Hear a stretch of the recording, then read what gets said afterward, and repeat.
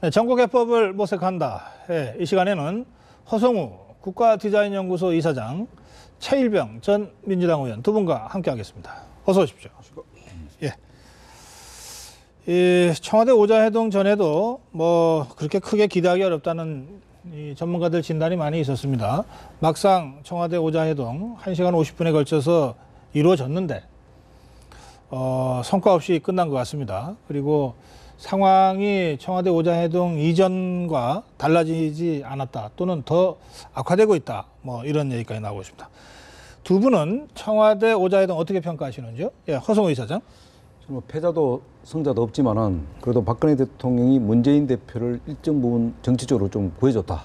구해줘요? 예. 문재인 대표를 대통령이 구해줬다? 그렇죠. 예. 왜냐하면은 문재인 대표는 사실 그 사면 초과에 빠져 있었거든요. 그동안 당내 어떤 친노 비노 네. 그 프레임에서 벗어나지 못했고 그리고 혁신한 부분에 대해서 굉장히 지금 비노에서도 반대도 하고 예. 또 지금 그 장외에서는 또 새로운 신당 문제도 생기고 네. 여러 가지 사면 초과에 있다 보니까 어떤 그 문재인 대표의 리더십을 뭔가를 찾아서 돌파구를 빠져나가야 되는데 명분이 없었습니다. 그런데 어쨌든 중요한 것은 박근혜 대통령께서 어쨌든 한미 정상회담 결과를 설명하기 위해서 명분상 할 때 한미 정상회담 성과에 대한 결과를 야당 대표한테 잘합니다. 그렇기 때문에 그 부분에 있어서 일단은 그 문재인 대표를 불러서 어쨌든 장을 만들어 준 거죠. 알겠습니다. 예. 그래서 박근혜 대통령이 어려운 처지에 빠진 문재인 대표를 구해준 셈이 됐다.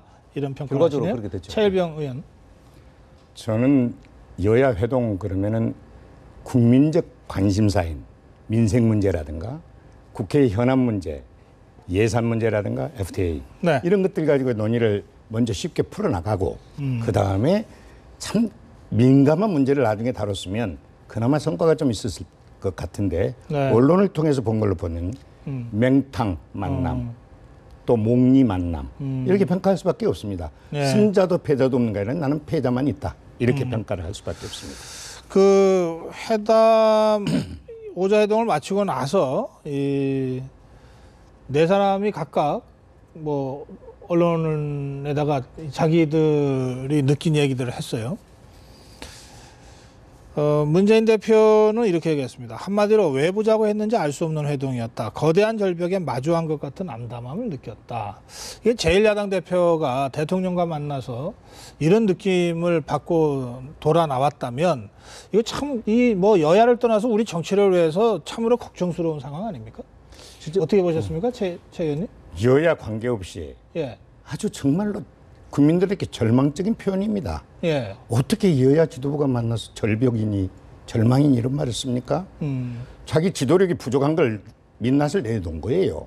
어떤 형태로든지 대통령과 설득하든지 토론을 하든지 간에 네. 뭔가를 얻어내려고 하고 다른 약속을 얻어내는 것이 회담 아니겠습니까? 네. 회담하고서 절벽을 만났다.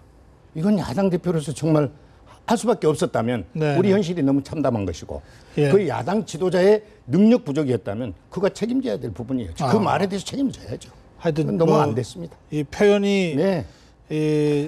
참 그러네요. 예. 허성우 이사장. 뭐 그 원래 지난 3월 7일 날 그 문재인 대표하고 또 박근혜 대통령 만났을 때도 7개월 전에. 네, 7개월 전에 그때도 뭐라고 했냐면 경제에 대해서 총체적 위기다 했습니다. 그러면 총체적 위기에 야당은 책임이 없는 문제냐 이런 부분도 생각해봐야 되는데 마찬가지입니다. 절벽이라 했습니다. 네. 절벽이라 했으면은 그럼 그 절벽에 대한 야당의 책임은 없는가? 이것도 생각해봐야 되거든요. 왜? 처음부터 이 부분은 이미 국정교과서에 이 문제로 야당은 갖고 가기 위해서 일단 만난 겁니다. 그래서 회담에 대해서 박근혜 대통령이 국정교과에 대한 대통령의 어떤 신념, 철학 이에 대해서 확인한 겁니다. 그런데 그것을 갖고 대통령한테 이거 진짜 절벽 같은 상황이다. 이렇게 했다면 잘못됐죠. 그건 오히려 절벽이 오히려 야당 대표가 절벽인 셈이죠. 그럼 저는 그래 봅니다. 알겠습니다. 예. 그런데 이 교과서 얘기 한 3, 40분 했다는 거고요. 그것도 논쟁 수준으로 했다는 거고요. 그리고 난 다음에 뭐 노동개혁이라든지 한중 FTA라든지 청년 일자리 문제라든지 여러 가지 현안들을 또 얘기를 했습니다. 그것도 1시간 넘게. 그리고 나서 원유철 원내대표가 이제 집권당 원내대표니까 당연히 이제 먼저 나설 수밖에 없는데 오자회동에서 그 이야기됐던 이러저러한 국정 현안 또 뭐 오자회동이 없었더라도 처리해야만 될 정기국회에서 이런 여러 민생 현안이나 이런 것들을 어쨌든 조율하기 위해서 3+3 회동을 하자 그랬습니다. 원내대표, 수석 원내부대표 그리고 정책위의장. 뭐 이 세 사람의 원내 지도부가 만나면 웬만한 문제는 뭐 하여튼 결론이 나게 돼 있으니까요. 이종걸 원내대표가 그런데 거절했어요. 이건 어떻게 해석을 해야 됩니까? 지금 이제 이것을 만약에 이제 그 오자회동 이후에 바로 네. 3+3 회담이 이루어지면은 네. 사실 야당 입장에서 볼 때는 지금 야당이 지금 어쨌든 국정교과서를 지금 끌고 나가려고 하다 보니까 만약에 3+3 회담이 이루어져 갖고 지금 그 이번 그 오자회담에서 핵심은 그겁니다. 청와대 입장에서 보면 경제 살리기 문제이고 야당 입장에서는 경제 민주화입니다. 이것은 어쨌든 충돌할 수밖에 없는 상황입니다. 네. 이 부분을 해결하기 위해서 사실 만나자 이게 이제 실무회담이랑 마찬가지죠. 어찌 보면 그죠. 실무회담을 하자고 했는데도 불구하고 이종걸 원내대표가 그거는 보이콧했다는 것은 그것은 앞으로 민생 이런 현안들을 일단은 도외시하고 일단은 어쨌든 국정교과서로 이 어떤 야당의 어떤 스탠스를 바로 잡겠다 그쪽으로 가겠다는 뜻이거든요. 그렇다면은 이것은 좀 잘못됐다. 예. 지금 원윤철 원내대표가 제안한 3+3 회동에 야당이 응하면 이른바 교과서 전선이 흐트러진다 이런 그렇죠. 생각 때문에 전열이 거절한 거다. 흐트러지니까. 그렇죠. 이런 해석이십니까? 그렇습니다. 예, 최일병 의원님. 저도 이종걸 원내대표께서 3+3 네. 회동을 거부했다는 건 잘못했다고 봅니다. 예. 왜냐하면은 정치는 만나서 서로 협의도 하지만 투쟁도 하고 거기서 뭔가를 새로운 것을 모색해 나가는 합의 과정이라고 봤을 때 네. 이미 청와대 회동에서 3+3 회동을 합의했지 않습니까? 거기서 국정교과서 예를 들면 저는 이런 생각을 했어요.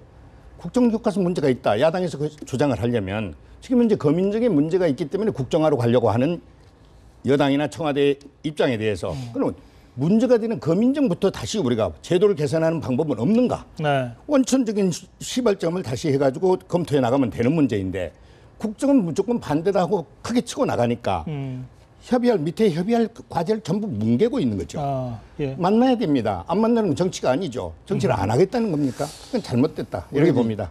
이제 과거에는 여야 영수회담이었는데 요즘은 뭐 2+2 뭐 아마 대통령 포함해서 뭐 오자회담 이렇게 하지 않습니까? 네. 그러면 거기에는 주고 보면은 좀 그 총론적인 이야기만 주로 많이 하고 대화를 나눕니다. 네. 근데 이제 3+3은 이제 소위 말하면 여야 영수들이 만나서 이야기했던 부분들을 실행을 옮기기 위한 하나의 실무 협상입니다. 네.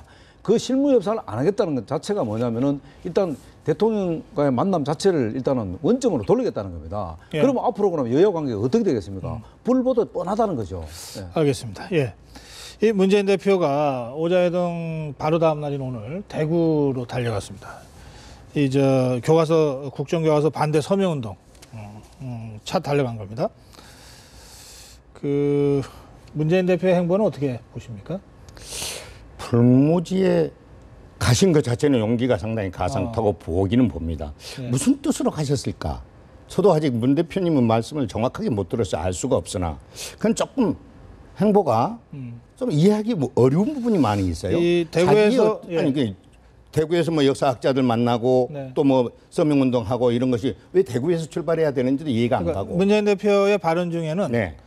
그 반대 여론이 점점 더 많아지고 있다. 대구에서 이 보수 세력의 본산이고 새누리당의 거기에도 불구하고 그 핵심 지지 기반인 이 대구에서도 교과서 반대 여론을 불러일으켜 주시면 국정화를 되돌릴 수 있다. 이렇게 어쨌든 호소를 했습니다. 예, 그런 취지와 목적으로 대구행을 선택한 거죠.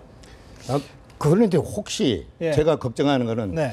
그런 뜻으로 가셨다 하더라도 얼마나 성과가 있었는지 아직 확인은 알 수 없지만 아무래도 오히려 걱정되는 거는 역풍이 불지 않을까. 역풍. 예, 그것도 걱정. 어떤 역풍? 아니 대구가 원래 여권의 그 텃밭 아닙니까?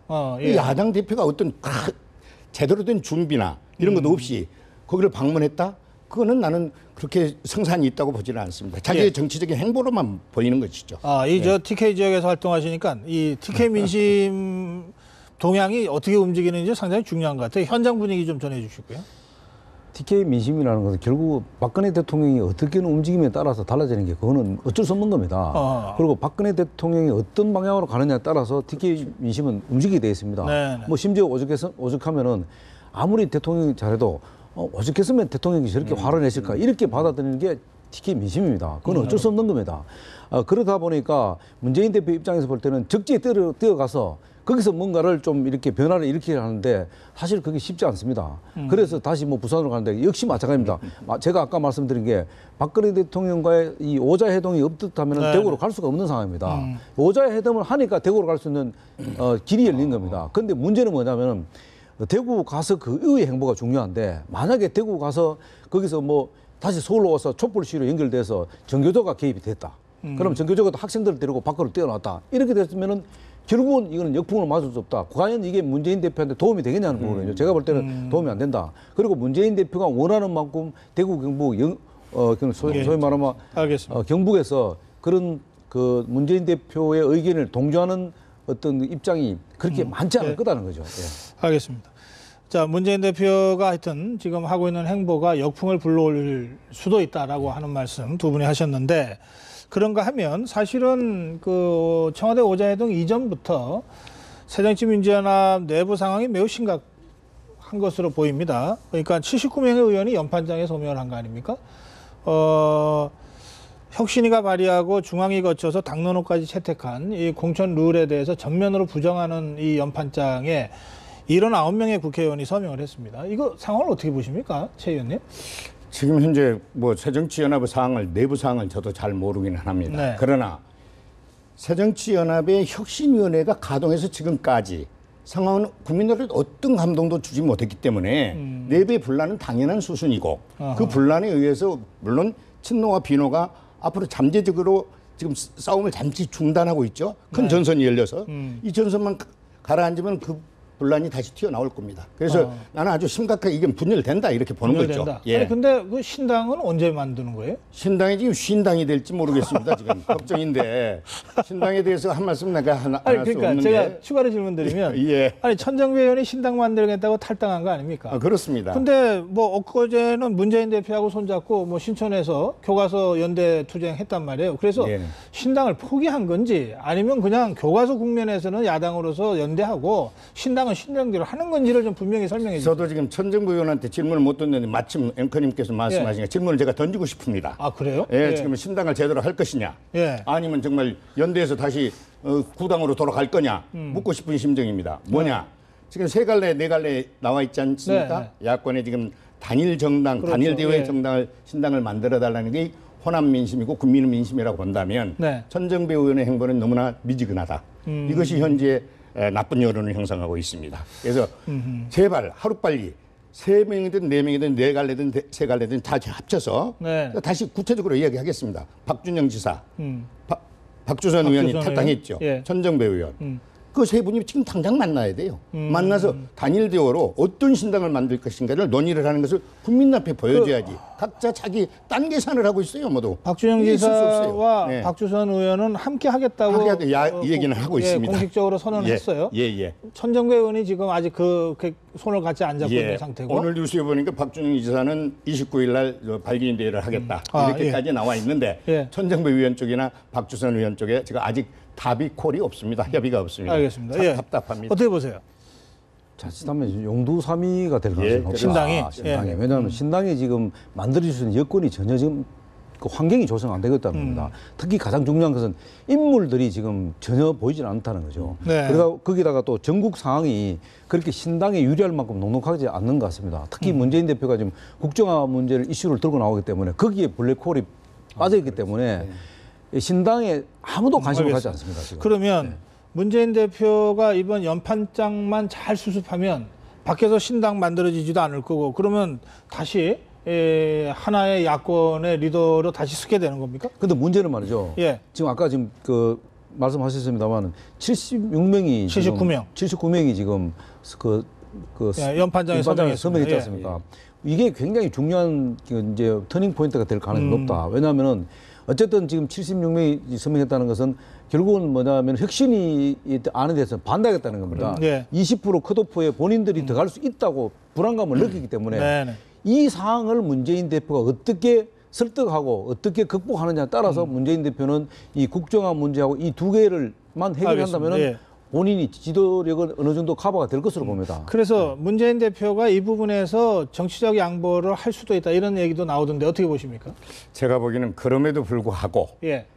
저는 신당은 제가 비관적으로 봤지만은 제가 촉구하는 의미에서 그렇게 표현한 겁니다. 아무튼 신당이 될 것입니다. 될 수밖에 없고 그건 국민의 여론이기 때문에 네. 그대로 갈 것이고 네네. 지금 현재 새정치민주연합도 역시 비누와 친노는 갈라질 수밖에 없다고 저는 봅니다. 왜냐? 네네.